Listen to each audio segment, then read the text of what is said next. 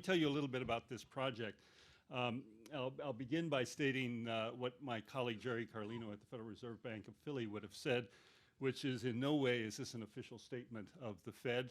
This is our own work, and the Fed has not got anything to do with it in an official capacity. Let's see if I can get this to do things. Does that work? Excellent. So the motivation for the exercise was, of course, the Great Recession and the passage of the American Recovery and Reinvestment Act. It was a big chunk of change, and the thing that was striking to me as somebody who works in state and local governments was how much of this money was actually given to a state and local sector. Approximately 40% of the total amount of money involved in this particular policy was transfers to state and local governments. I think it's long been recognized that state and local governments are important in the economy for sure, but the question in the macro sense is how. And both CBO and CEA at the time really had no idea what to do with this sector in trying to make projections as to what the impact of these transfers might be. They basically used household estimates of responsiveness to tax cuts and federal estimates of spending, had no sense of how the states would deal with this money divided up between taxes and spending. And they basically did the best they could, made assumptions and ran with it.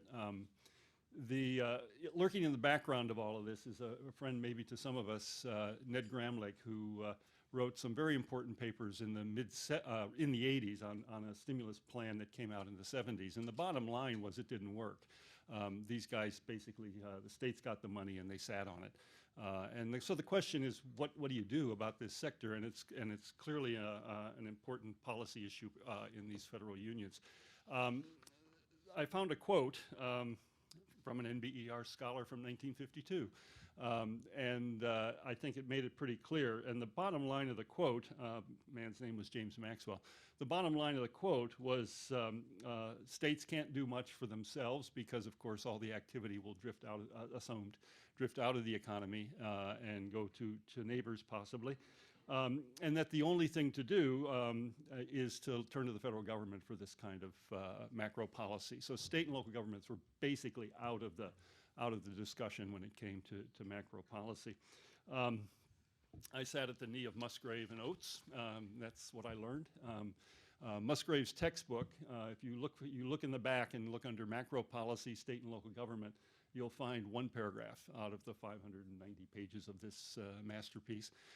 It just basically was an assumption that the state and local government sector couldn't really be a player in the policy environment. And yet we saw from ARA, they were a very important part of the story. So what we're pursuing here is the question of whether Musgrave and Oates are basically right about this assumption, that state and local governments can't do much and everything needs to go to Washington. And so I call it the Musgrave-Oates conjecture, and is it empirically correct? In anticipation, we get 5 basic conclusions from the exercise. This is a blend of a paper that we had done earlier and then some new work on the macro side. But the bottom line from the first paper is that states running deficits, and I'll tell you how they can do that, even in the face of balanced budget rules, states running deficits can, in fact, impact their own economy. We've got some evidence that that the governor can do something on the job front if they wish, but there is pretty sizable spillovers to what we're going to try and argue are neighboring states, economically neighboring states. When you do the cost per job exercise, which sort of became the metal of the analysis of AARA, it turns out that for the states to do it, it's about $71,000 a job. You can ask the question of whether that's money well spent or not economically, and I think that's an important question, one we don't pursue systematically. But if you bring in the spillover effects, the numbers go down to something like $50,000 a job. So looks like coordinated fiscal policy has a role to play in this exercise. The question then is, how do you do coordination? It turns out in our economic union, the feds can't go to the states and say, thou must spend X. You got to give them incentives to spend X, and we do that through two mechanisms. Grants and aid, of which there are two major forms. One we call project aid, what you will know in the popular press is shovel-ready. And it's viewed in our analysis as what we'll call fungible. That is, you can move this money around anywhere you want to a large degree. And the second program is what we'll call welfare aid, and the key feature of this welfare aid, it's Medicaid, and up until the mid-90s AFDC. The key feature is that it's a price incentive. You don't get the money unless you spend it. And then secondly, the programs that are affected by this price incentive are going to be programs that largely benefit lower income households, and we'll see exactly how that works. The short of the story is that federal aid can make a difference in terms of, we estimate, can make a difference in terms of income growth. And the one that is most important and most significant in terms of both statistics and statistical significance and economic importance is welfare aid. So the punchline of this thing is give money to states who will then have an incentive, if appropriately structured, to give money to lower income households. That seems to be where the leverage is in this particular policy. We do a policy simulation, not to meant in any sense for a variety of reasons I think most of you will appreciate, to be a critique of AARA as a policy, but we do use the policies offered in AARA and run it through our estimates of the macroeconomy. So I call it a policy mix experiment. And we find out that reallocating resources away from project aid and toward welfare aid would have bumped up the performance of AARA policy mix by about 30%. So there, there's something to be said for doing the analysis, I hope, and seeing where we get from all of this. So I'll be real quick. States' impact on their own economy. What we end up doing is estimating a model in which there's growth in jobs and growth in population. So the state does well, people move in, and we try and tease out what the relative mobility part of these programs are. We look at two policies, own state deficit, which we call own D, and it's going to be defined as cash flow. So a state faces a balanced budget a requirement, but it's on what's called the general fund. And they can do things like borrow money and invest in capital. Perfectly okay. So as a stimulus program, we're going to count that long-term debt increase or increase in short-term debt if they succeed in running a deficit as part of own deficits. And also on the pension side and trust fund side, we're going to allow them to run deficits. So they can take money out of the pension fund, spend it, this is cash flow, spend it, and it's balanced against contributions into the plan. And so it's not looking at the overall stock of wealth in these things and unfunded liabilities. It's strictly a cash flow basis. So even states that have balanced budget rules have the legitimate policy capacity to run deficits in the short term, and we're going to call that own def or own deficit. And the numbers are not trivial, about $390 a person. We'll get to some numbers later on when we look at state behavior in which the general fund surplus is on the order of 24 bucks, surplus or deficit. And the question is, what fills the gap between the 390 and the 24? And the answer is federal money. So own def excludes federal money. We bring that in as a separate policy variable with this AP, federal unconstrained aid, and we run the model. We try to address the issue of spillovers, and we made two swings at the ball. One was a foul tip, and one maybe was a single. The foul tip was go through a very detailed input-output connection. If Oregon wants to build, wants to produce some wonderful white wine, they need oak from somebody for the casks, and they need whatever they add to wine and so forth. And so we looked at the input-output connection.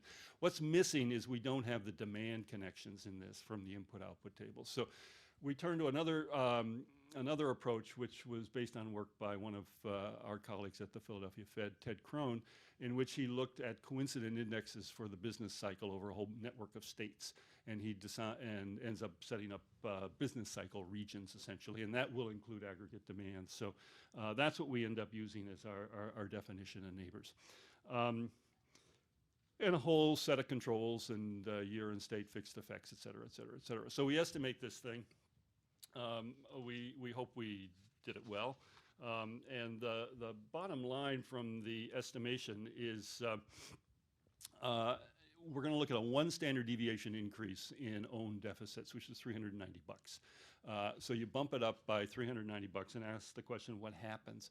Turns out that's about a 100% increase in owned def. They go from 390 to 780 per capita. So it turns out from estimates is about a 100% increase in the rate of growth, and the rate of growth was 1.2%, so we'll bump it up to 2.4%. Take 0.012, multiply it by the total number of jobs at some baseline point, and we get a number that's 34,000 jobs. So there's a bounce to the ounce from this thing. We looked at the impact of owned def on population mobility. There's in-migration into the state as a direct function of this increase in owned def. And we asked the question, what kind of those folks moving in, do they have jobs? We don't have estimates of jobs of in-migrants, but we know the ratio of jobs to families. And so we throw that number atop the in-migration number. And we get a number like about roughly 7,000 jobs. So from the governor's point of view, he doubles his own deficit, bumps up jobs in the state by average state by 34,000, of which his residents at the time will be enjoying a $27,000 increase in or 27,000 increase in jobs. What's the cost of all of this? 390 times 6 million people in your state. It's $2.4 billion divided by the 34,000 jobs, and you get a number 71,800 bucks. So that's a number. It turns out, and in some ways reassuring, there's a lot of folks who've been working on this problem and coming at it from a whole range of different angles. We've done what we've done in this one paper and our macro work, and they're all coming in with numbers that look about like that. Yeah, if there's going to be consensus, you run these macro policies, it's going to cost you somewhere from a low estimate of 30 to high estimates of Bill Duport and his colleague Tim Conley of 500,000 bucks. But most of them are settling in around 100 to 50 to 100,000 bucks a job. We don't pursue it, but the interesting policy question is that good welfare policy or not, social policy or not? The second thing to emphasize about the results from this particular study is that the bang for the buck, we take the own def and separate it into spending and revenues. And the bang for the buck really is coming from the revenue side, tax cuts, and not from the spending side, which is going to be a result we'll get in the macro stuff as well.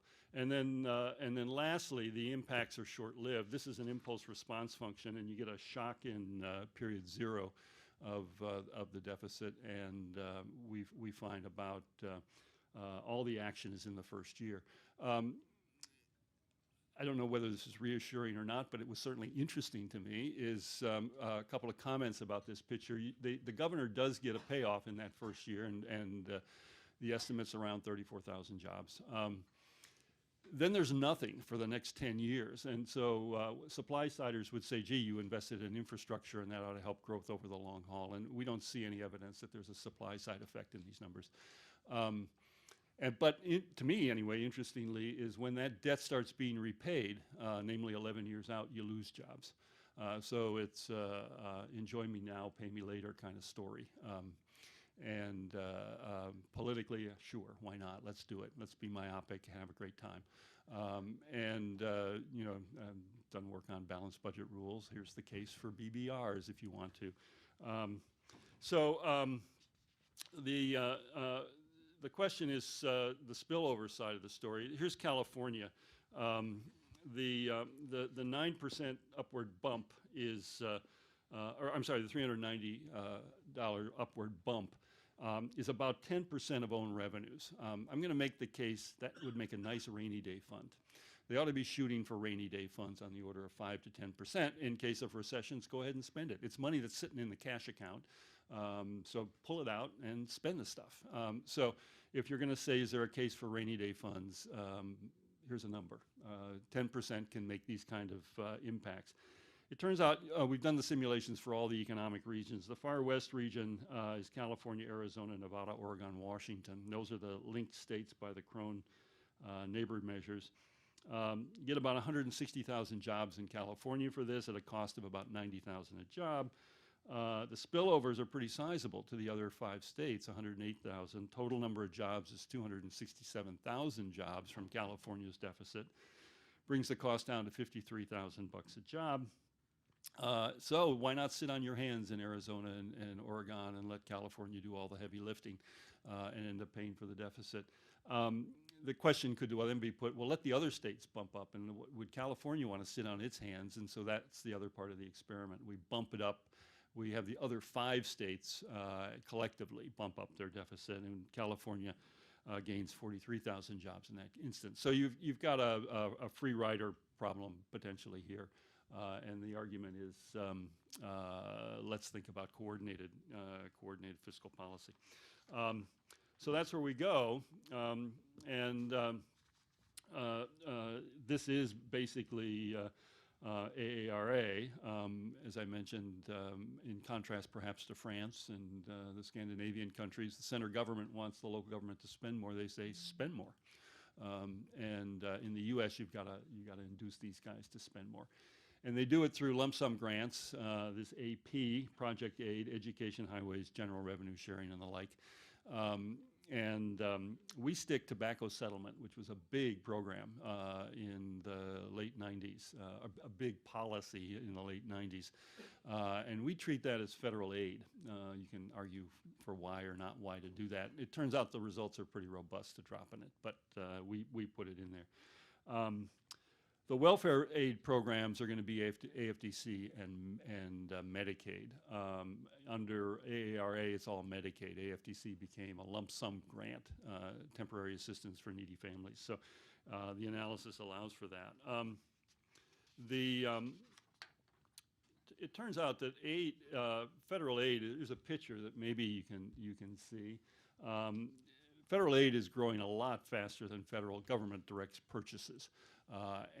When you do this macro stuff, there are sort of 2 variables in the original approach to this stuff, revenues and spending. Government purchases, and then the revenues are going to be money in, money out, transfers to households. So unemployment insurance, Social Security, Medicare, all of that is going to be netted out of revenue. So you're going to have a net revenue flow when you do this stuff. What had gone on in the previous work, looking at fiscal policy as it impacts the macroeconomy, is to treat federal grants to states as if it were a direct transfer to the household. So you netted it out of revenue in. For a public finance guy who worries about state and local government, that seems wrong. What's wrong about it is it makes the assumption that the household, the government sector, the state and local government sector is going to behave just as the household sector would like it to behave. So the behavioral response to transfers to a governor is going to be the same as a behavioral response as a transfer to me. And anybody who has a stake in the game called the flypaper effect would probably say no, or maybe yes, but there it is. Let's go look at it and see what's going on. So we're going to dissect that, and you can see the Obama policy, really drives up all this stuff big time. The thing I'll make a comment about, the revenue you see bouncing along as the dashed line in the lower picture. You hit 09 and it falls a bundle. And now what's going on there? There's tax cuts, transfers to households, but most importantly, from an empirical and analytic point of view, there is automatic stabilizers. Revenues are going down because the economy's going down.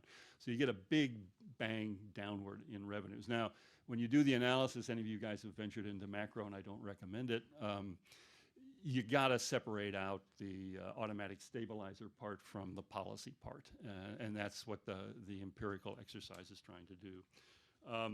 So we go ahead and we do the empirical exercise. Just very quickly, there have been a lot of good things done on AARA, what I would call impact studies. Money goes to a county, what happened to jobs in the county? The effects it's there. There's no doubt about it that it's there. And the estimates are on the order of maybe $70,000 to $100,000 per job. The problem, from my point of view with those estimates, though in the end, we're going to find out that at least our macro work ends up being probably, let you be fairly comfortable with these impact studies, is you don't know if the jobs coming into a county are being stolen from the neighboring county. So there's no way of sorting that out. So it's an aggregation problem. You got to do aggregate work for this. And then secondly, the timing. These guys, these previous studies, which are all really nicely done and nicely instrumented, as one would hope, you get a one-year impact. So does this stuff linger into years 2, 3, and 4? Who knows? So that's the point of what we did. Our approach is the structural VAR approach. Again, if you're a macro guy, you probably just turned off your hearing aid and stopped listening to me, but I'm going to charge on.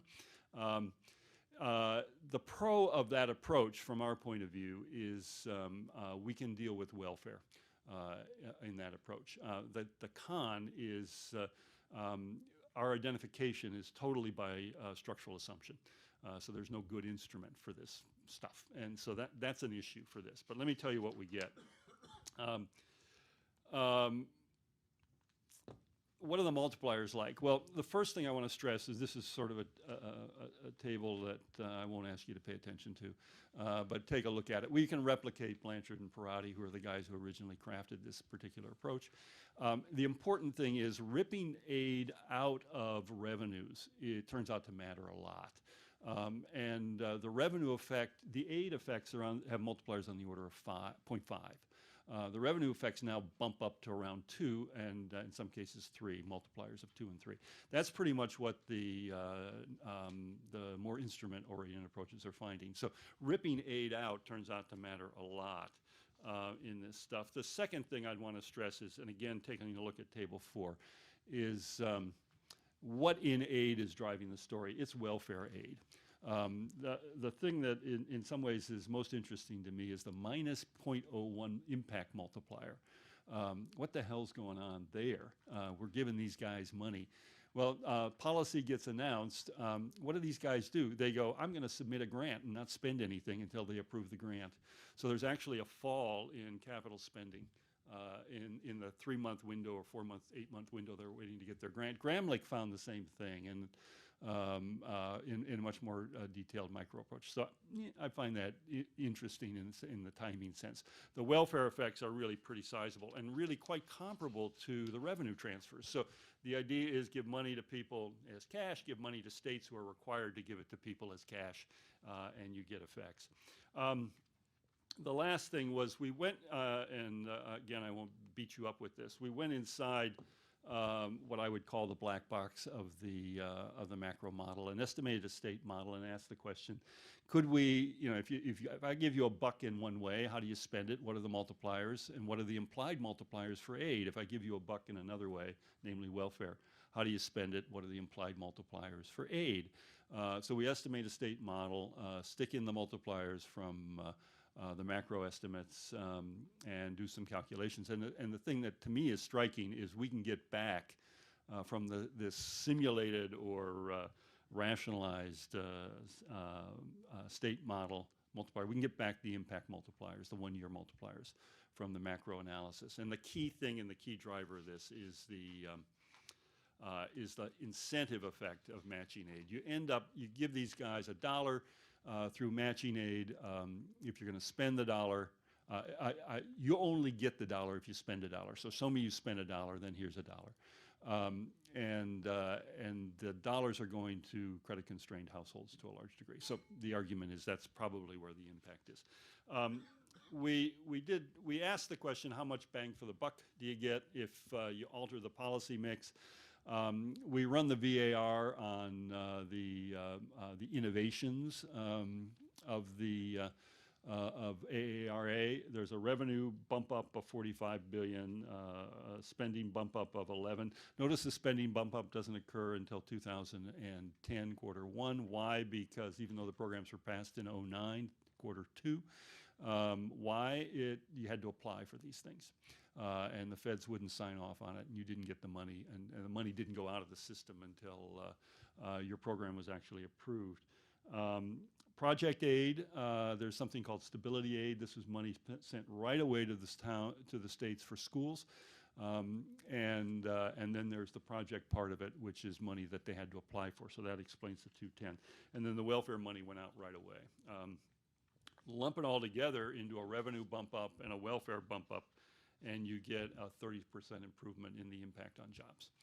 So targeting this stuff as money to people really does make a big difference. So why the heck did Washington use this inefficient, relatively speaking, thing called project aid, shovel-ready aid? And the answer, probably not surprisingly, is politics. They had to get this thing passed. So you're going to pass something. There's a wonderful book by Grunwald called The New Deal. If you guys want to get into the guts of policy, trying to decide whether you should leave your academic position and come to Washington. If you like the book, you'll come to Washington. If you go, oh my God, who wants to do that for a living, you'll stay in academics. But it's a wonderful book. And it's pretty darn clear that all the players, Orzog and all others, understood, Larry understood, we ain't bringing out new programs, baby, because that's going to open the Pandora's box for these guys to dink around for months, maybe years, to pass anything. We're going to take what's on the books and we're just going to say more.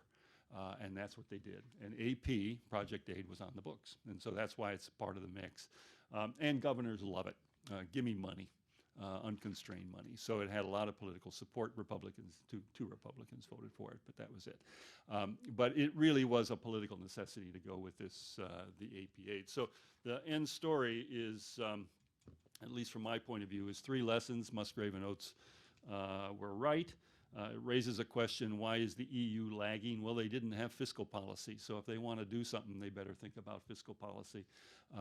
And that means a fiscal union.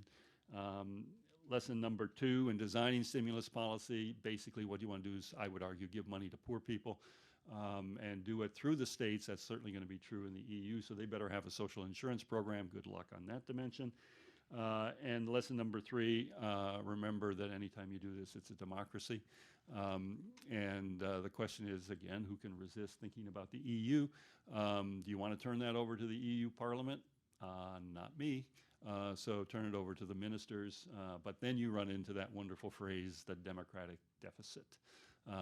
So all of this is great fun. I recommend others of you who find it interesting to wade into the waters. Thanks a lot.